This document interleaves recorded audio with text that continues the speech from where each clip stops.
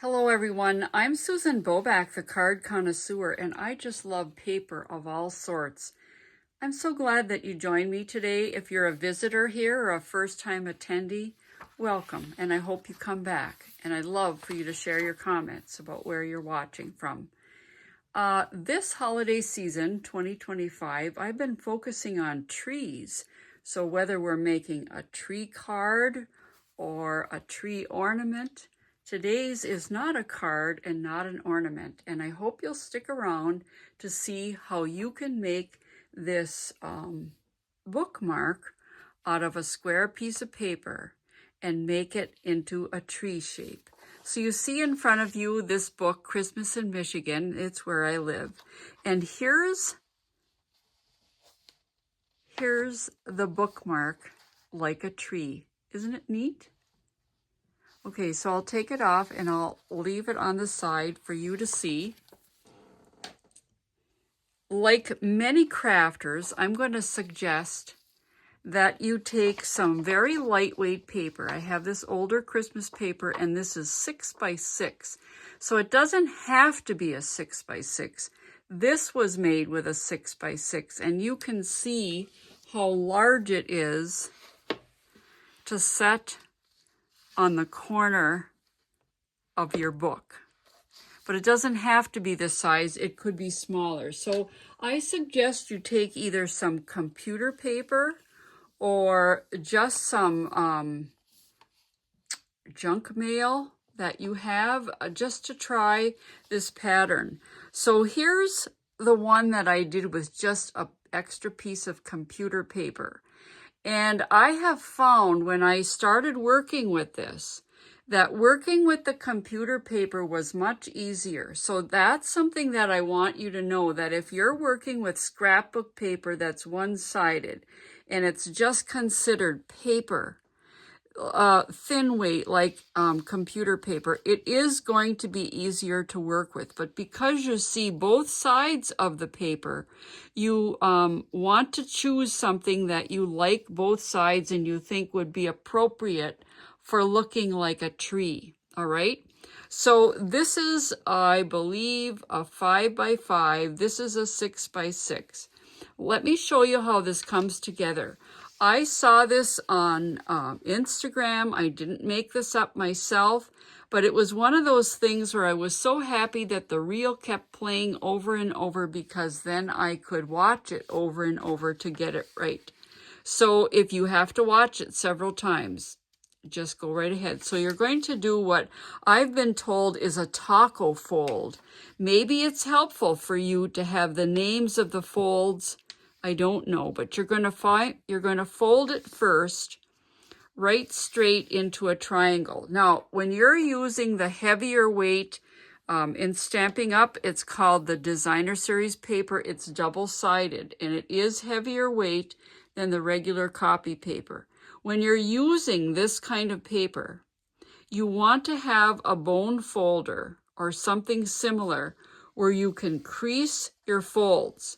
I found that that really made a difference from the first one that I made. So the first fold then is you're going to go up to make a triangle. Then you're going to open it up and you're going to take the bottom. You're going to take the bottom fold and fold it right up to the center line. And again, you're going to crease it. Okay, then you're going to keep it folded and fold it up like this. And again, it wouldn't hurt to crease it because now you've got a double layer of folded paper. And now with this piece folded in, you're going to take this and bring it right up to the top, right up to that peak, lining it up on the sides. Now see, it's even more thicker. You've got 2 or 3 layers here. So take your bone folder, even with this thinner paper, and crease it.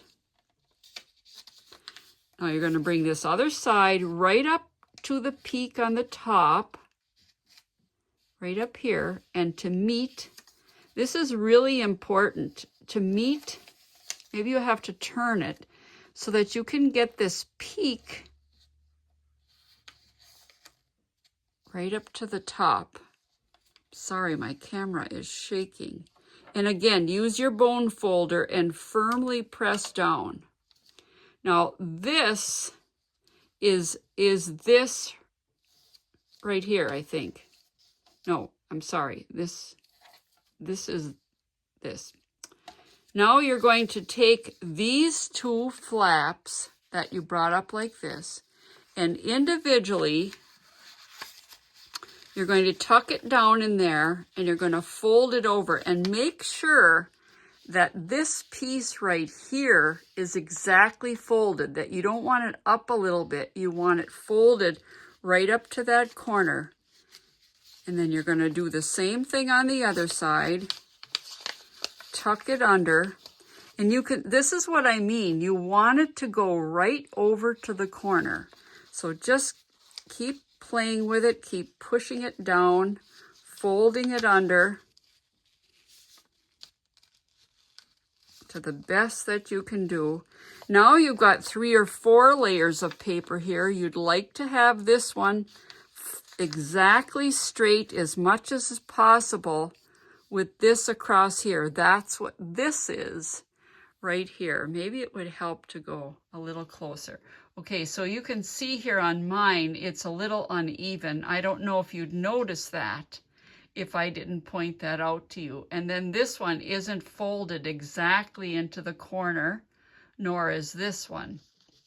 But this is how I've done it now. And again, take your bone folder, crease it down. So as I've said a couple times, even on this regular computer weight paper, it is already thick. So now you're going to take it like this.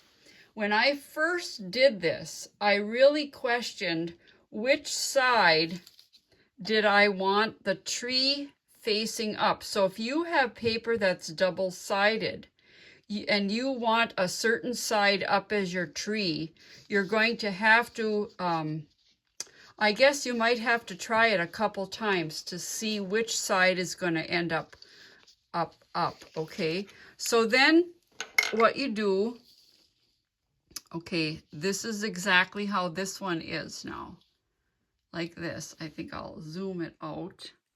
Okay, so what you're going to do is you're going to, as you can see right here on the side, you're going to take your scissors and you're going to, first cut is going to be straight up,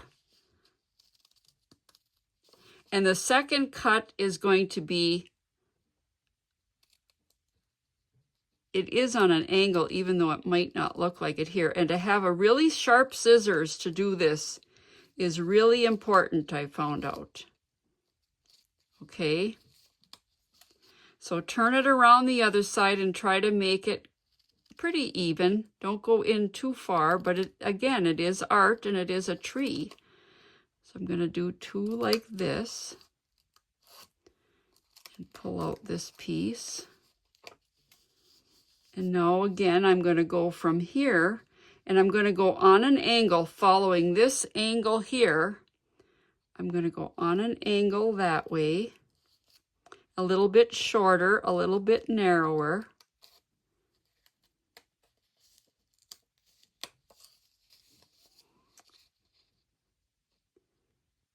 I think, and in, I don't know if I'm doing that right.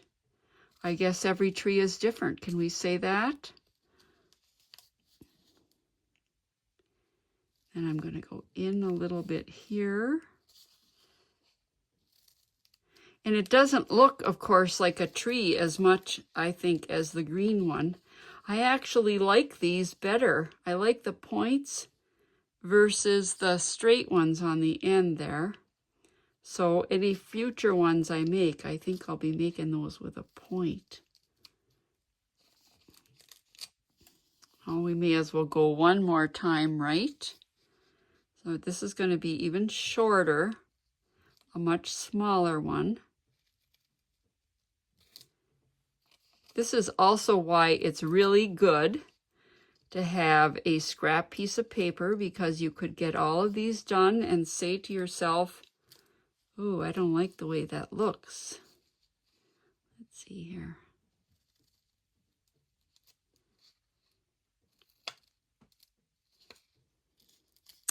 Well, I must say that I don't like the way the top looks, although it does resemble the shape of this one. And you never do open it up, but I do want to tell you that I did open this up. I opened up the green one, and I was surprised at how much it looked like a snowflake. Well, I better not open it because I might not get it folded together. So here's my prototype. There's my example. And here's my book. And I think it's thick enough that you could even put a couple of pages. And then it's going to fit nicely down like that. So that's my tree project for today, sticking with trees for the holiday season. And what I've done here is I've used the adhesive backed bling.